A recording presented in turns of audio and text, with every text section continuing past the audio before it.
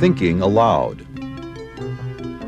Conversations on the leading edge of knowledge and discovery with psychologist Jeffrey Mishlove.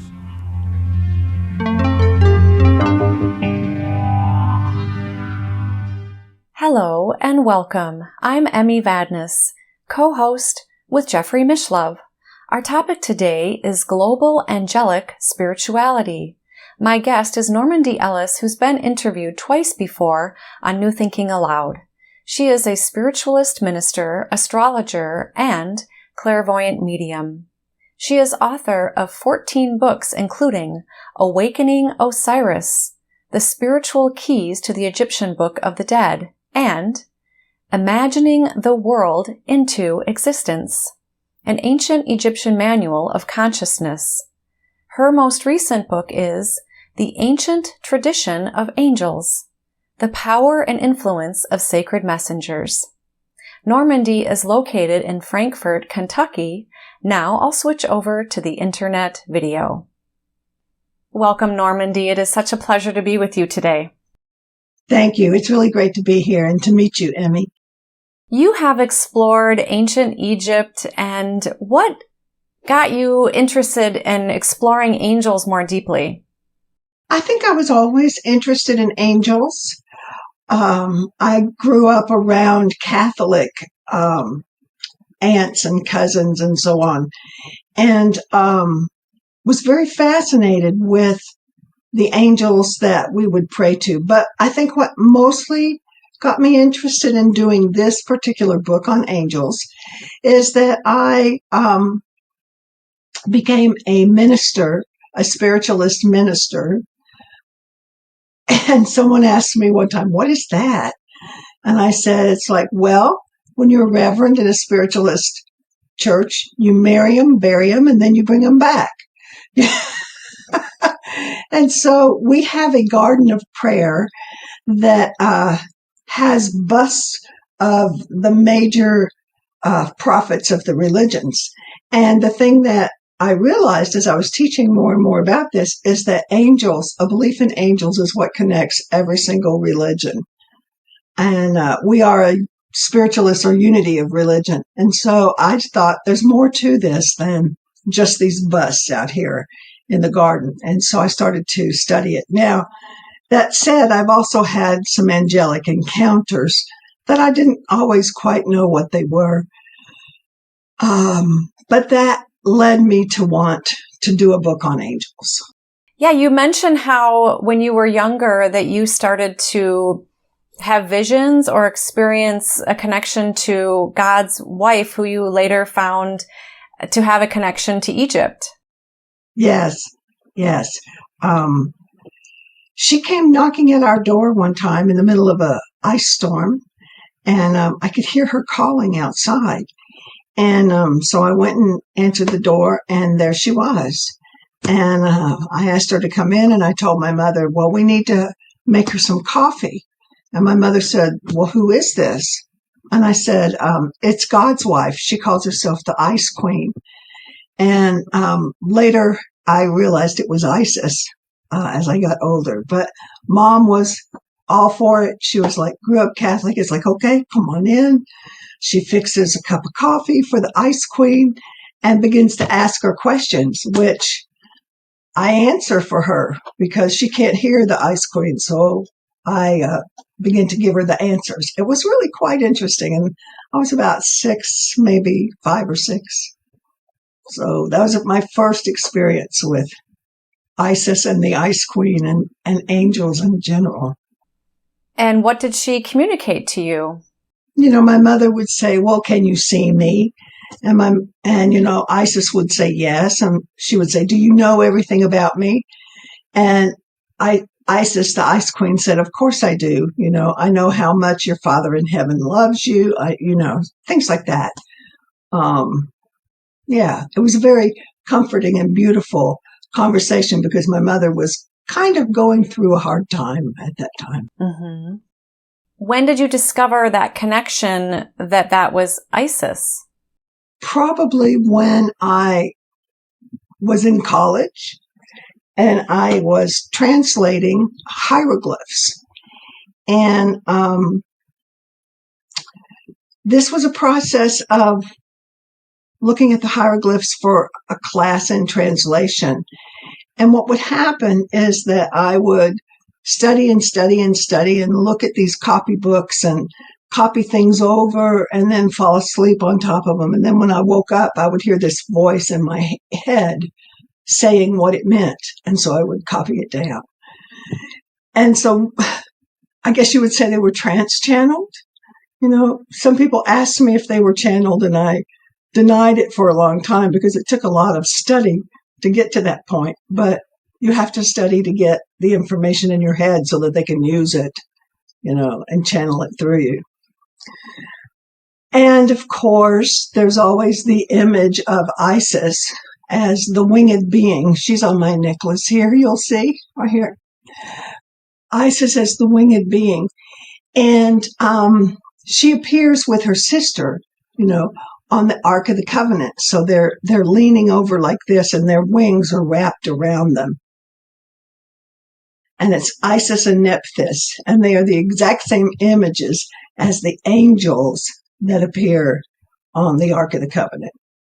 And I made that connection, like, oh, well, that's where they came from. The Egyptians and the Jews lived so close together for such a long period of time. It wasn't always that they had their family disagreement, if you will. But yeah, they incorporated a lot of what they learned in ancient Egypt, including those two angels on the Ark of the Covenant. And what are they doing on the covenant? The same thing, that box that contains all the sacred things of the Jewish history. They are sitting on top of that box, protecting it. It's not supposed to be opened. And the same image appears in ancient Egypt as these two goddesses protecting the coffin of Osiris. And so that's the connection. That seems to be a theme among many angels, is that they are protectors. They are protectors. They take care of us. They have 3 jobs, actually. Angels have 3 jobs. One of them is protection of humanity. Another is the moving back and forth, up and down the ladder, if you will, Jacob's ladder, from heaven to earth, delivering messages. And the other one is to sing God's praises. And so those are their 3 main functions.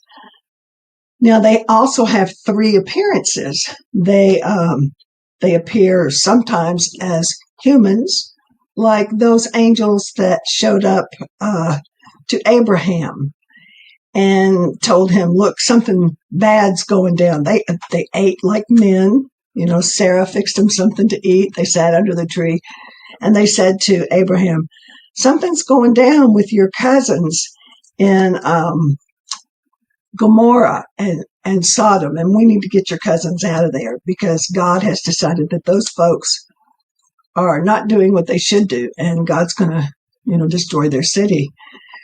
And so they delivered that message to Abraham, and he said, okay, I'll go with you and we'll go and get them. So the angels go to, I think it was Gomorrah, where, you know, Lot lived. And, yeah, it was very, you know, there was a lot of sexual promiscuity and things like that going on. And none of the people in the city were safe, none of the women. And so Lot had sort of locked himself inside his house. But Lot's wife, we don't know her name, I call her Lottie. So she would go out and, you know, see the people and then come back and, you know, live her life. But she kind of liked it there, you know. And he had 2 daughters, I think, that were with this, you know, Lot and his wife. And so the angels come and say, your whole family, you know, we're going to destroy the city and you need to leave. And his wife, of course, did not want to go. And the angels, it was kind of interesting. The angels came in and the people in the city were banging on the door going, "Who are those beautiful men? Tell them to come out. We would like to see them." And he's like, "No, we're not opening the door." They almost got in and he said, "Here, I'll give you my daughters." Well, those people banging on the door were not interested in women. They were interested in the beautiful men. So finally they escape. And the angel says, "Don't look back, have no regrets. When you make a change in your life, that's the basic message. Do not look back." And I've taken this story a lot to my life. When you make a big change, don't look back. It's for your own interest. So they leave and Mrs. Lot looks back and turns into a pillar of salt. So that's one of the stories. They appear as men. They appear almost as mortal men. Now, sometimes angels will come and they'll be of the winged variety, the kind that appear flying in the sky to announce the birth of Christ. And that's usually when you see that, the people are kind of freaked out. They're like, "Oh my God, there's men flying in the sky. What in the world is going on?" And that's the angels. Okay. And they're the beautiful winged ones. And the other angels are the kind of angels that Ezekiel saw in his vision. And they are basically geometric shapes that go winging about the sky. They have eyes on these geometric shapes, and they're quite frightening. Some of them have multiple heads, So the angels can take whatever shape gives the most drama to their appearance. I'll say that. And that we might be able to see or hear based on our own current consciousness. Exactly. You share a story in your book about Cokeville and children who claim to have seen angels who saved their lives. There were two people who came to this Mormon community in Cokeville. They decided that they were going to that the Mormons must be rich, and they were going to try to get $1 million per child. So they were basically going to kill them all unless they were given $1 million. So they come to the school, and they walk into the school with a shopping cart that's filled with explosives of all sorts. And they are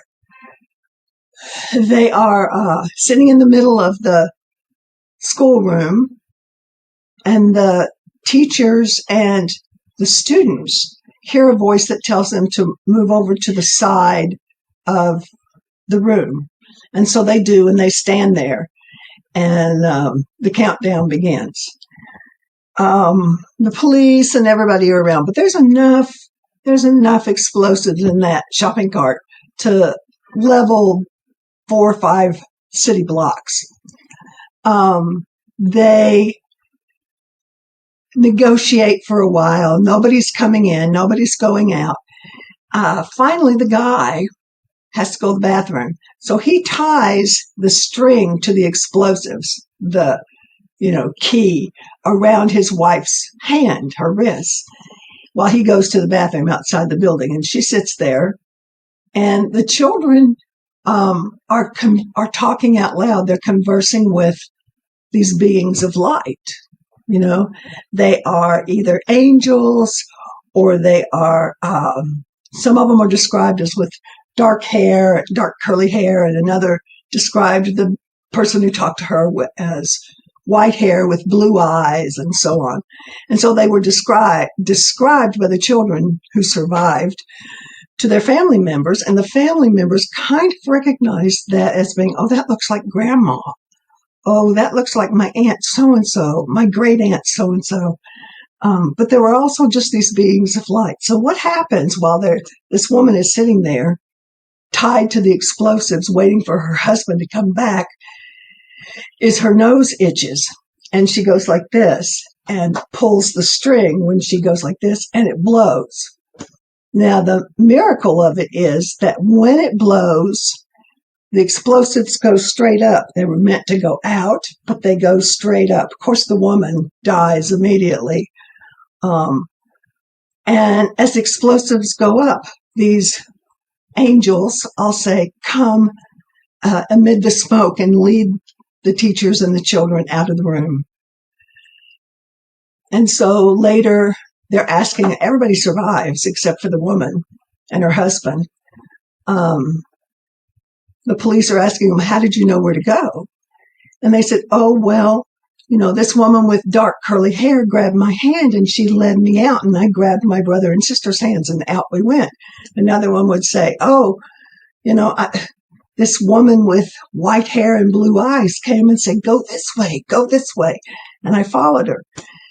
And the people were listening to the kids' descriptions, and they started to go back into their family books and realized that these were ancestors of each person who had come for their grandchildren to lead them out. And the other description they gave was that the beings of light all stood around in a circle around the shopping cart as it was going off. And when it blew, they put their wings out and it blew straight up instead of out. And the angels went up with them. So it's really quite an amazing story of the angels and the ancestors. Mm-hmm. Now, after I tell that story, people say, well, when people die, are they angels? And from my understanding of Thomas Aquinas and other writers who've written on the topic, is that they say that angels and ancestors live on the same plane, but ancestors are not angels. Angels are like a separate being, the same way cats are like a separate being. They're still spiritual beings. They're still beings of light, but they're not the same. The belief in divine messengers is a tenet in every religion around the globe. It is. Yeah. Where it began, I have no idea. But in my book, I start with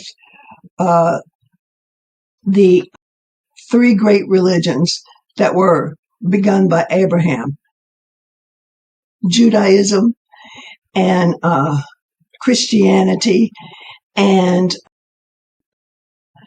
Islam. And so those three all have Abraham as their great prophet. And so we talk about that and the connections and the similarities and the dissimilarities between those. And then we ask the question, where did that come from? And we start following a little trek along the trail of religions, along the Silk Road. And that's where the Zoroastrianism comes into it. That's where the Yazidis are part of that, Manichaean. So a lot of religions that are no longer are part of that whole mix. And that Silk Road goes all the way to China and India. So we include the Buddhists and the Hindus as part of that as well. And though they don't call them angels, they call them devas, but they are the same beings who are spiritual, in the air, related to divinity. Sadly, when people try to denounce those religions, they'll say, oh, those are not angels, they're devils, as in deva and devil being of the same language, but it's not true. They share a lot of similarities with the Christian angels and the Abrahamic tradition. What similarities and differences did you find among these spiritual traditions and cultures? Well, one of the things that was quite interesting is that we have hierarchies of angels that appear in Christian tradition. I'm saying we because I was raised as a Christian. And so the Christian tradition has hierarchies of angels. They exist on 9 planes. And they exist on 9 planes or 7 planes in the Hindu and Buddhist traditions. In the Yazidi tradition, there are 7 planes of angels that accompany their, I guess we'll call him that, their high angel, their divine creator angel, whose name is Tosmelech. And he's a peacock angel. He has all the colors of the earth, and he's kind of like their great ancestor. They believe that they are the children of Tosmelech. Now, that alone will make some people say that they're devils. But my understanding is that we are all part of God's creatures, because even in the Bible, God makes the angels, and then he makes humans, and he says, we have made men, we have made them like us. Okay, so like the angels, they're divine beings made of light. Okay, and that's something that you find in every single religion, that the angels, the devas, are divine beings made of light. They may be winged, or they may fly through the air with these scarves that float, but they fly through the air. And they are as close to us as thought. That's the other thing that comes up. They are as close to us as thought. Now that, the idea of thought being connected to the angels, let me back up. I like this quote by Mary Oliver, who says, the only time you'll ever see an angel is if you have one in your mind. Then you'll see it. If you believe in them, you'll see it. They are close as thought. Okay, because they are made of light. And we also, as we're learning now, are made of light. We are beings made of light. The electrons and the DNA and the things that move around inside our bodies are these electrical things, sensations. We're living electrical light. And that's what the angels are. They're less form, but they're still living electrical light. And the thing about, we're kind of leaping into the end of the book, but the thing about the quanta question is when you're looking at light and you're trying to decide, how does it move? What does it do? It moves according to thought.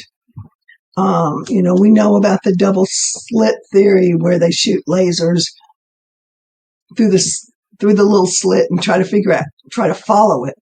When their consciousness is following the light, it's in a straight line. But when it's no longer looking at it, it disperses. So it's like thought is what creates the form.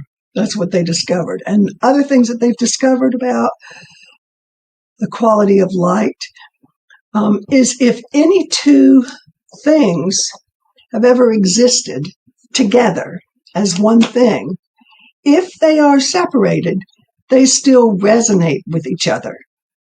Okay, so that's how humans and angels work together. I think it was Meister Eckhart who said that the angels are no further away from us than a thought. They could be at the edge of the universe. And yet you think you're driving down the road and you're thinking, oh my God, there's a car coming. Help me, Michael. And all of a sudden the car is diverted. It won't happen every time, right? But that's kind of how that works. It's the thought that brings the energy to you. Is it the same Michael? Is there only one Michael? No. It's the energy of Michael. And so all of the energies that have Michael's light signature are available to you. It then begs the question of that continuum of consciousness of what are the angels and what are us? Yeah, well, it does beg the question. And I guess we won't know until we're living on the astral plane how close we are to them. Mm-hmm. To answer that, I'll tell you about a dream I had. Please, yeah. I had this dream one night that I was up in heaven or wherever the other plane is, and I was standing around this kind of bubbly little cauldron. Okay. And there were plates, colored plates of glass floating around on the top of it. And some of them were triangles and some of them were squares and some of them were hexagons and so on.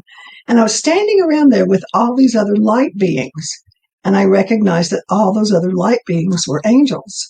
And we're looking at these plates sort of, slowly moving around across the top of the water, almost like if you had dropped oil inside, a boiling, pot on the stove and it just moves around, and so I was looking at all the configurations that those plates were making, realizing as I did so that these were astrological configurations.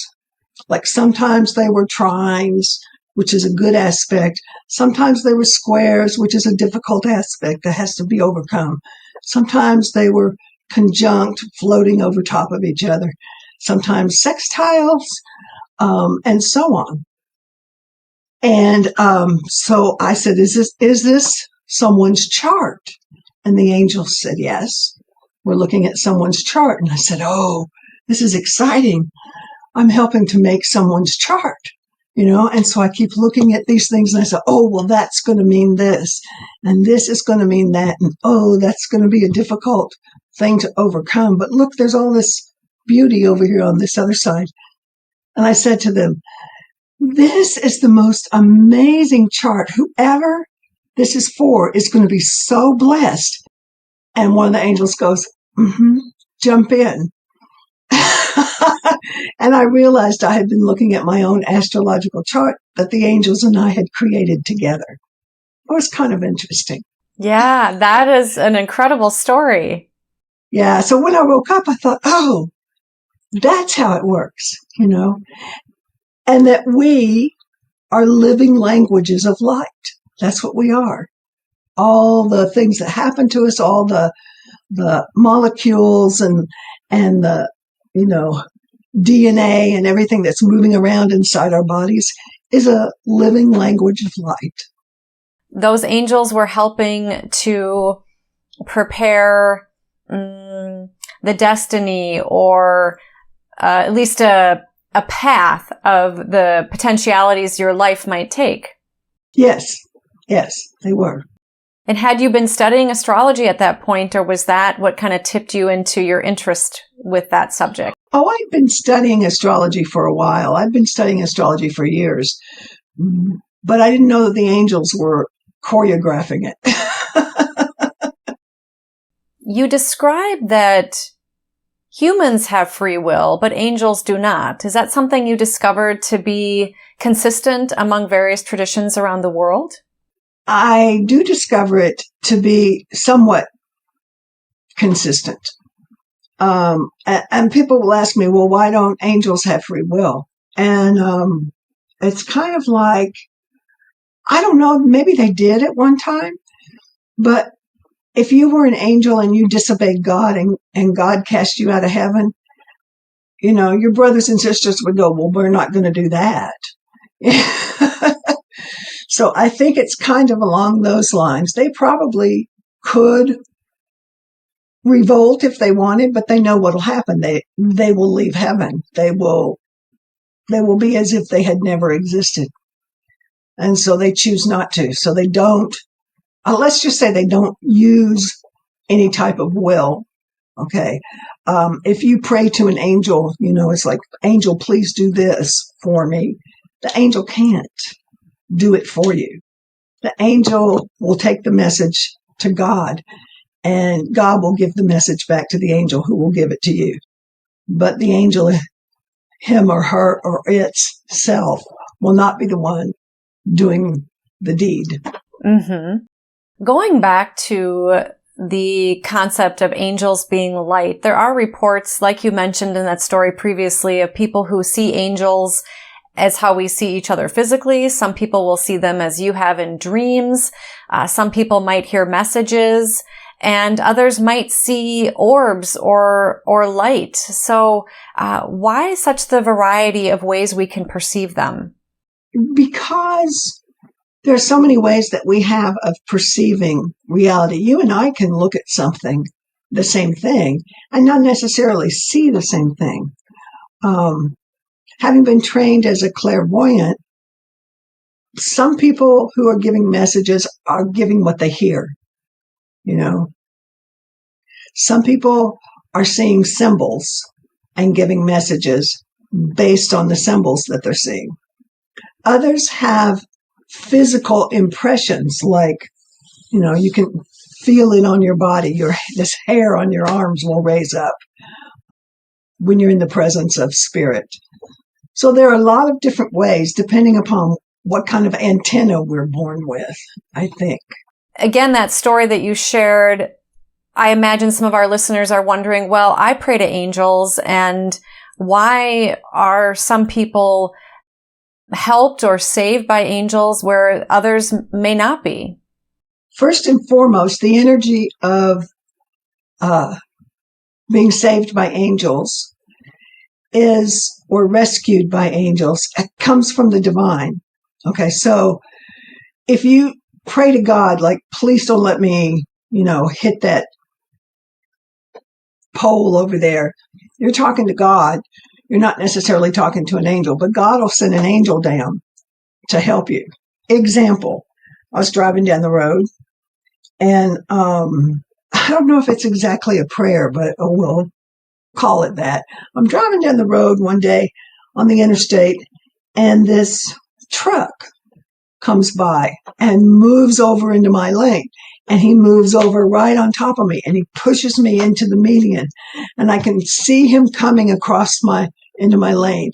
I can hear him hitting my car. I see the side view mirror go flying off my car. And, I'm going into a ditch, and I'm holding on to the steering wheel going, oh God, oh God, oh God, oh God, oh God, oh God. I guess that's a prayer. Mm-hmm. Finally, I managed to stop, in the median without flipping over. I get out of the car, and the minute I step my foot down on the grass, I find that there is a white feather there. And I think to myself, I had an angel, that helped me to hang on while I could, and then guided me over to a safe spot and left a little signature for me. And it's like, thank you, thank you. Mm-hmm. There are stories about people who try to use angels. There's a story about that's told by the history of Eliezer ben Judah of Worms, who was a rabbi in the mid centuries, Middle Ages. He had some students. He was this Jewish rabbi, and he had some students who were studying with him, and they wanted to go over to another side of town to meet some friends who were, and it was like they had to go through a bad part of the woods. And he said, don't go there.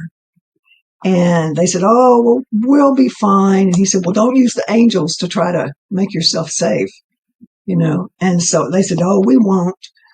So they go over to the other side of town, and sure enough, they're met in the middle of the woods by robbers. And so they invoke the angels to try to keep them from being harmed. And the angels so frighten the robbers when they appear that they flee. And so they go over to the other side, have their meeting with their friends, and come back, and they're all, ha, ha, ha, look what we did. We saved ourselves through the angels. And Eliezer goes, no, that's not what they're for. So they can do it, but that's not what they're for, and you are abusing their power. He said, I want you to go back to that side of town and use no angels. And they said, okay. So they go back to that side of town, and they were murdered. So it was like, proof. You can't use them for, things that you shouldn't be using them for. So that's basically a story about that. The misuse of the power of angels.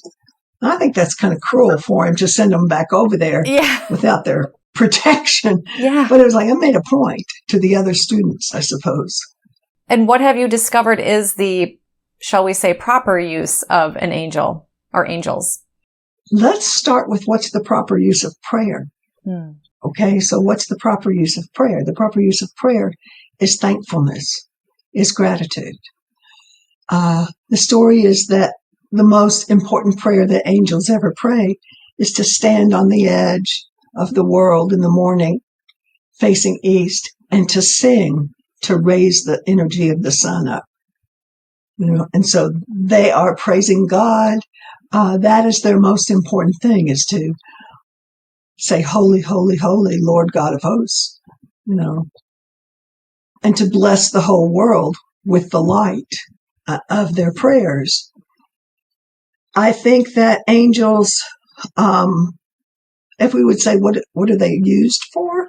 I think the proper term is that we shouldn't think of them as being used for anything, that we should think of them as being there to provide us protection when we need it. Guardian angels around my bed. That's not saying, keep the devils away. That's because even saying that invokes the devils. So you don't want to say that. You just thank them for being there. You're just thanking them for being there. Okay, that's the proper use of an angel, is to thank it for being there and for singing the praises of God. Did you read the story about Tobit and Tobias? Yes. That angel was simply meant to accompany a young man on his way to meet his bride. He was going to marry this woman who had been given in marriage to him, and Tobias said, no. No, Tobit said, no, I don't want my son to marry this woman because she's been married 7 times and she's horrible. All of her husbands have died. She's just a black widow, and she's going to kill him and take all my money. And but he said, I'm going to go because I love her. So this angel, Gabriel, walks with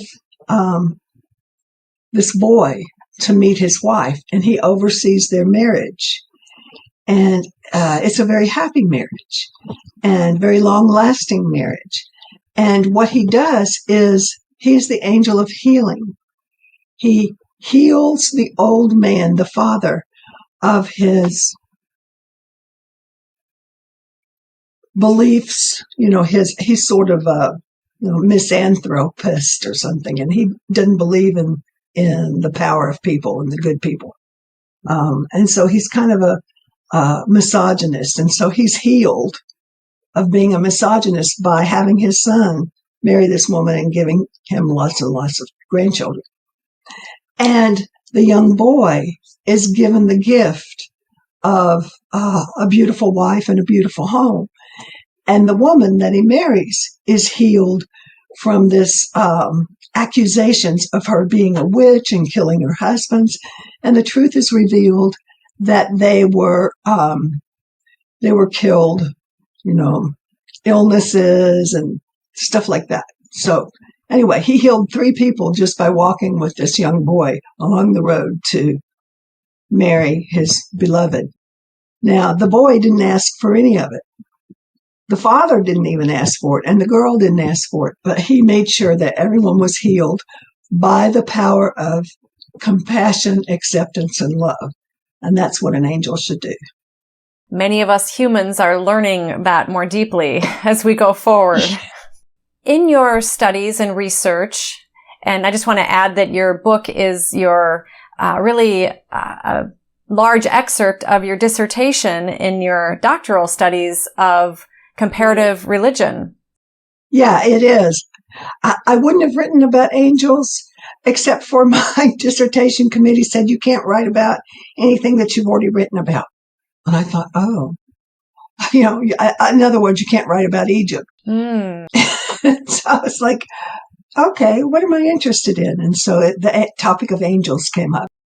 And what have you discovered as far as, if they can be quantified or qualified, how many angels there are and types of angels that you have seen across spiritual traditions? Well, there's so many angels, can they all fit on the head of a pin? Yes. I don't think we can possibly figure out how many angels there are. There's a wonderful book, which was one of my go-to encyclopedias of angels and angelology, and that was by a guy named Davidson. And he didn't start out to study the angels. He started out to find out which angels he could use in his poetry the way that Rilke wrote about angels and could use them. And so he studied every angel he could get his hands on. And yet there are still many, many more. One of the ones, sometimes they just rise up and announce themselves, sometimes by the same name as other angels and sometimes by other names. Like Edgar Casey introduced us to an angel named Haliel, and he had been trans-channeling Michael for a long time to his group of students. And they said, well, are there other angels that we can talk to? And Michael was always giving them messages of love and protection and, I'm here and, intelligence. He was talking about using your mind and the power of your mind. And so they said, are there other angels we can talk to?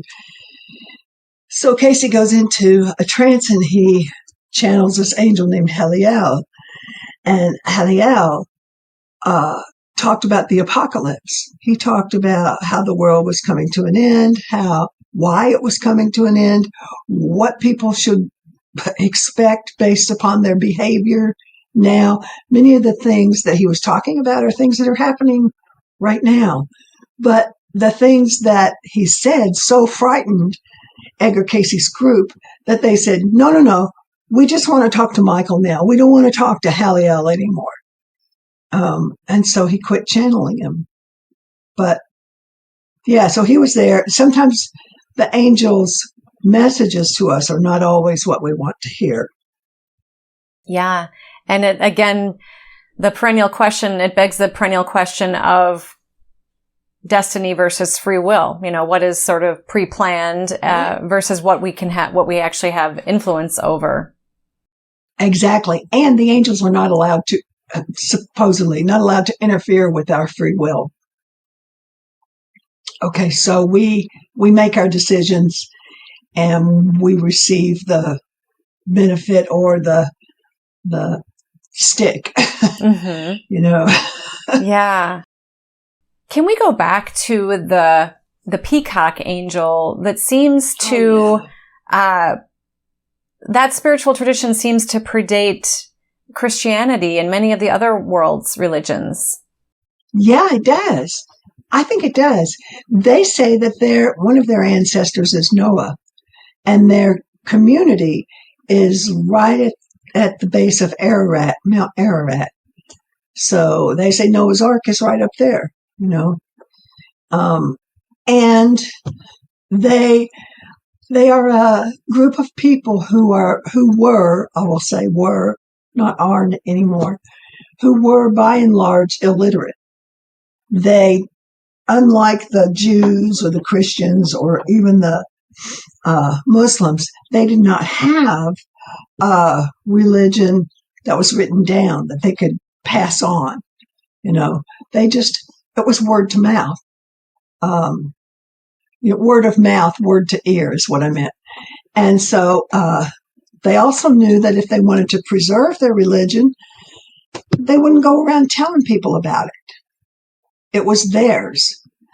So many people believed that they were devil worshippers. Of course, they're not. But they had a peacock angel. They had a black snake. Oh, the snake got them into so much trouble. They had a black snake that crawled into their sanctuary. And then, so they said, oh, that's a sign of the devil. No, it isn't. But anyway, no animal is inherently evil.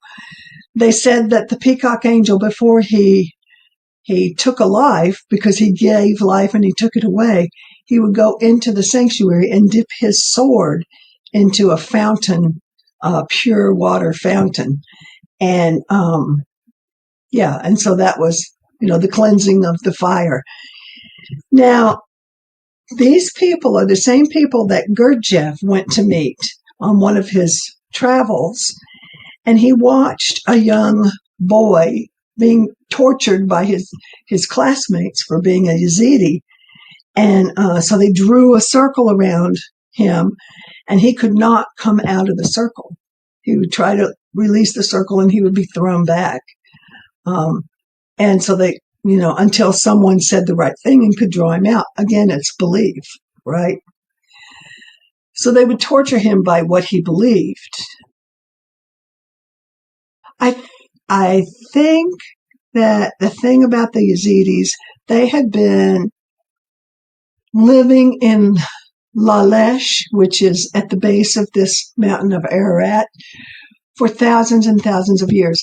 And if you remember, they were the people that Saddam Hussein and his soldiers were trying to wipe out. Sometimes they would try to protect themselves by claiming that they were Islamic, but they were not. And so they were trying to wipe them out. They kept saying, oh, well, we're closer to the Sufis, and they are somewhat. But Sufis are intellectual, and these people were not. So they were just slowly raping all the women, killing all the men, and Obak-Barama brought helicopters in and airlifted these people out, as many as he could get, who would run for the helicopter and lift them out. He took them to places like Arizona. And so they are now living in the United States and becoming educated, passing their information along to other people. But the information that I got from the book that I studied was a book that was a dissertation by a man named Ahmed, who asked all these questions of older Yazidis that he had followed. And it was word of mouth, the answers. And so sometimes they would conflict with what, he was taught. But it's kind of interesting. Is there a theme that you have distilled in your research amongst these world's traditions of angels? Oh, that's a hard question. And I'm just going to go back and say that they're everywhere. What I can say is that every single tradition believes that there are emissaries sent to Earth to disseminate divine messages from spirit, from the cosmic intelligence, whatever his name is, God, Yahweh, Allah. It all comes to us through the actions and the appearance of angels and the telepathy. Angels speak to us, but they talk to us telepathically, I believe. And so every religion has that. Every tradition has a story of people who try to manipulate the angels to make them do what they want. And that doesn't always end well. Okay. And there may be differences, to be fair. I was just curious if you found a commonality, because I think so often in our frequently troubled world, we tend to think that there are differences, that there's us and them. But it sounds like you've discovered that there's a pretty strong commonality among these divine messengers. Yes, I think there is a strong commonality. And I believe that if we pay attention to what the angels are telling us, they're telling us that the world is built on compassion, that it is not built on contention, that it's built on compassion. We see them when we pay attention. We see angels when we pay attention to the intention, the divine intention of what we're working with, the energy that we're working with. And so that really is how, when people pray and they try to bring angels into a room for protection because they're in a church, and, that's intention and attention. That's the combination of those two things. Yeah. And love? And love. That's it. That's the main one. That's the main one. I think there are dark angels as well, just as there are bright angels, there are dark angels. Dark is not necessarily a bad thing. It's a thing that we don't understand. So we would say that the angels of death, and there are a number of them in the many traditions, we tend to think of them as being dark beings, but they're not bad beings. They're necessary beings. And I think that there's some beautiful stories about the angels of death. I love the one where the angel sees someone who's just brokenhearted. The world has been difficult. The story is that she's lost several children and several husbands. She's still young, but she's sitting by the side of the road in the desert. It's like, I can't do this anymore. And the angel looks at her with compassion and holds his hand like this and comes closer to her. And there's like a magnetic lines on his hands. It draws the filings from her body into his hand, and it takes the energy and just lets her go softly. She's not afraid. It's like, okay, it's time. I'm ready. Then an angel would reach his hand out, not with a knife and go whack, but I'll just take you now. The stories of, I think it was when Moses died, the story that the angel came to him and he said, "Who are you?" And he said, "I'm the angel of death." And he just kind of sighs and goes, "Oh, I've been waiting for you." And then he dies. It's just, there's some really sweet pictures of angels holding children in their arms where the children couldn't survive and they just passed, and the angel carries them up to heaven. Beautiful images. Night with her train of stars. Yes, Night with her train of stars. I think the pictures in that book are fabulous. I spent a long time searching around to try to find pictures that were not your average, So that Night with her train of stars is one of my favorites. And another one is, there's a picture of Jesus laying down in the desert. He's lying down on the grass, or maybe even inside his tomb, and darkness surrounds him. And yet you see these flames of light above the heads of the angels, and they're reaching out to touch him and give him life and light again. It's just the most beautiful, beautiful picture. And I love that picture. And some of them were done by people who are friends of mine who were visited by angels, and they said, I saw them and I drew them. Like Christina Ellis had these two beautiful angelic archetypes that were standing around the tree of life. So you can see this kind of like a dead tree, but you can see how the angels have wrapped themselves around this tree. It is gorgeous picture. Mm-hmm. Gorgeous picture. Well, I think it's kind of cool the way that the angels continue to speak to us through art. It's not just pictures of dead painters that have interesting images of angels. They're still coming. And I think that is really, I just feel so blessed to have that in there. Do you consider angels to be not only extraterrestrial, but perhaps extra-dimensional, and maybe even sometimes what people may at times refer to as an alien?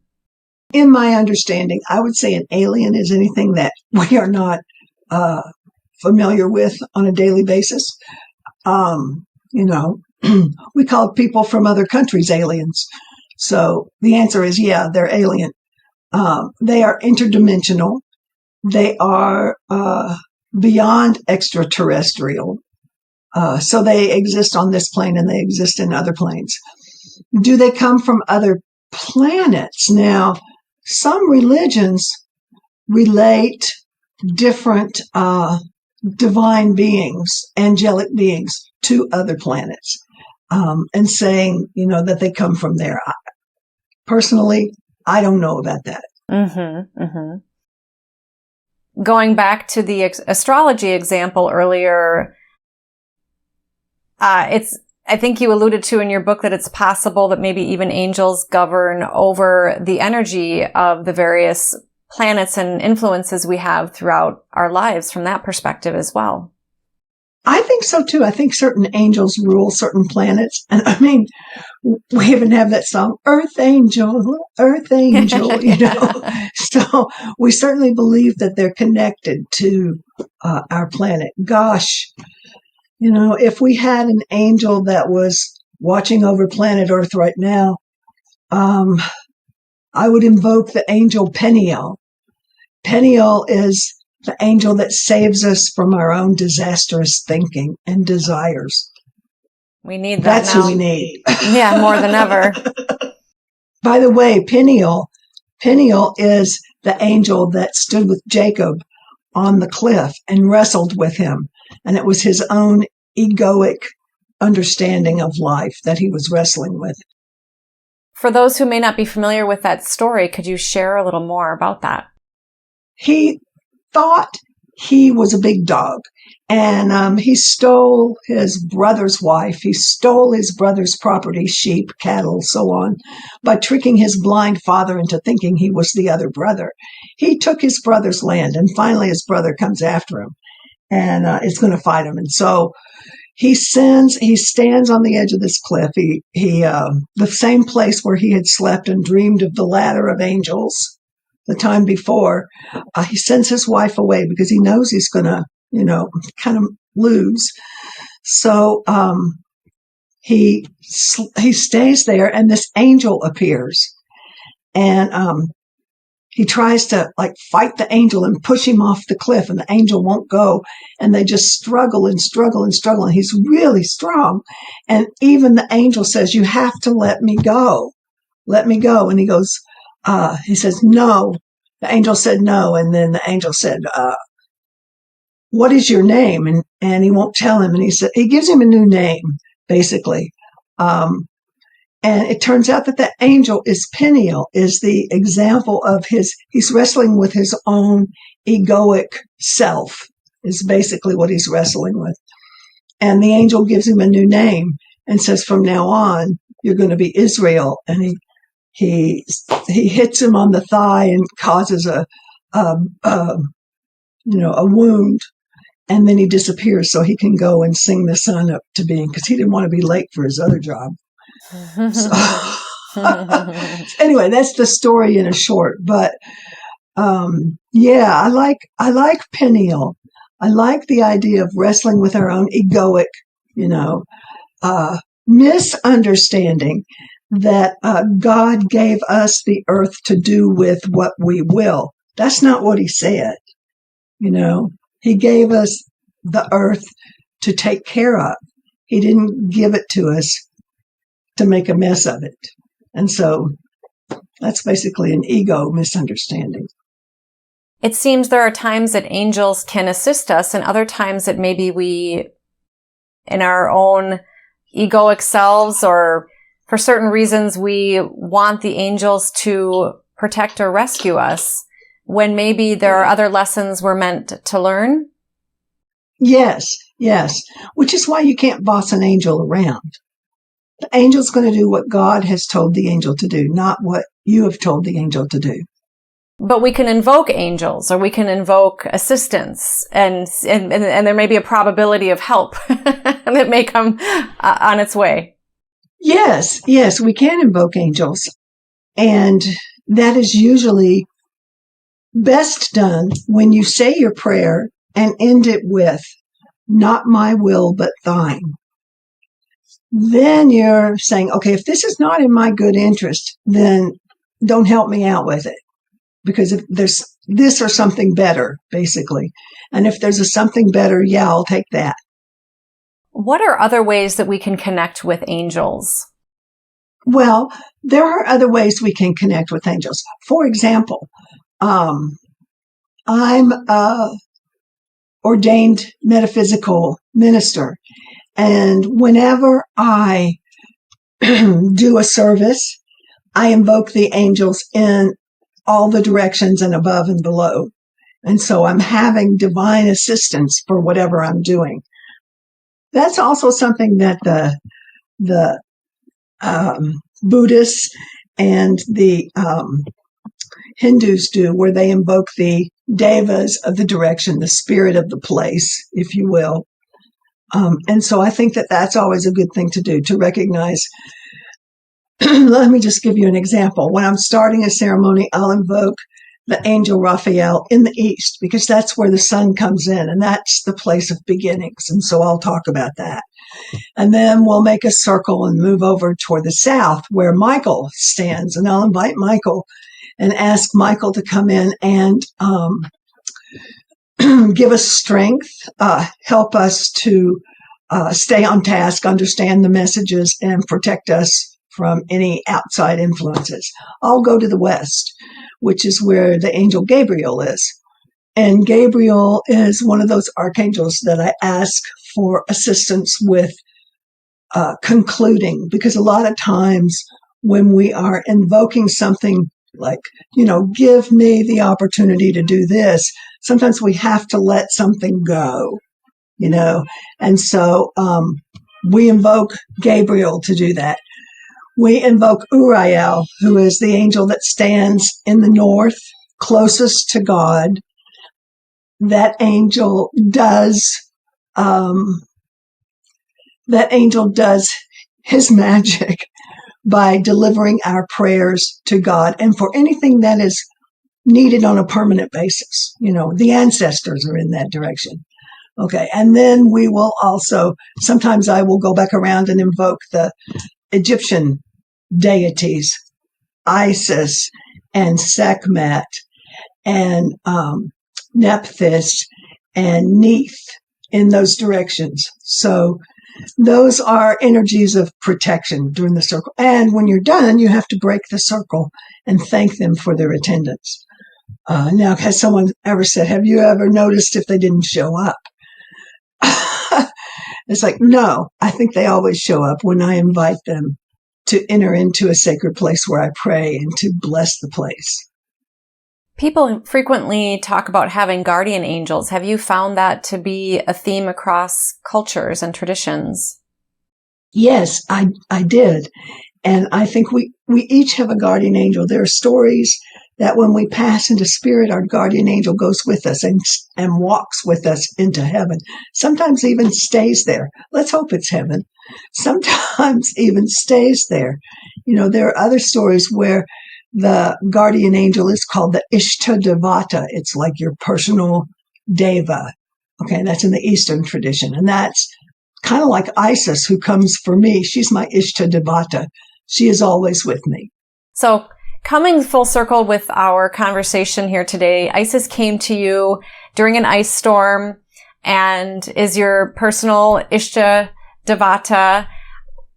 What have you discovered as far as your understanding of referring to her as God's wife?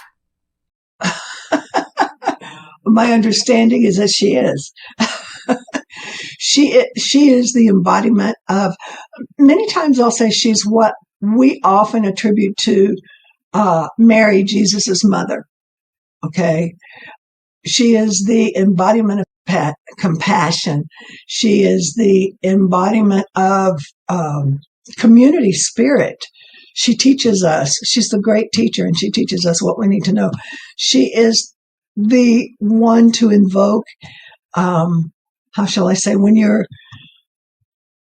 doing magical things, when you are working with that's a whole other conversation. But she is, she works with magic, and she's the goddess of magic. She's the high priestess of the tarot card. And I think that working with her has taught me a lot about the veils that the divine uses, because their stories when she and Ra share the same qualities, and so it's the male female, and I identify with her as the divine feminine. Yeah. Normandi, you've taught us so much here today. Is there anything else you want to share about global angelic spirituality today?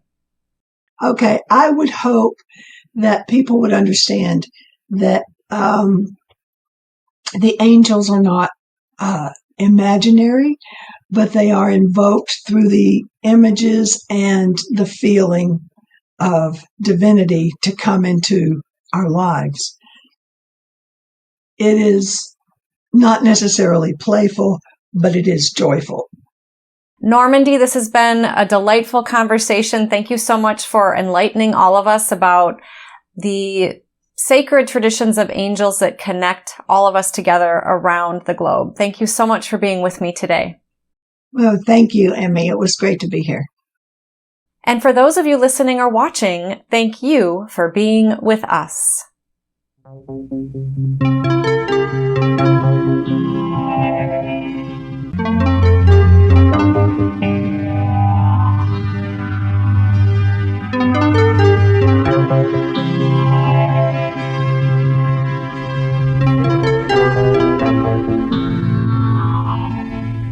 I imagine that by now many of you already realize that in conjunction with White Crow Books, we've just launched the new Thinking Aloud Dialogues book imprint, and our first title is There Life After Death? On June 1st, we just released issue number 2 of the New Thinking Aloud quarterly magazine. You can download a free copy at the New Thinking Aloud Foundation website, newthinkingaloud.org.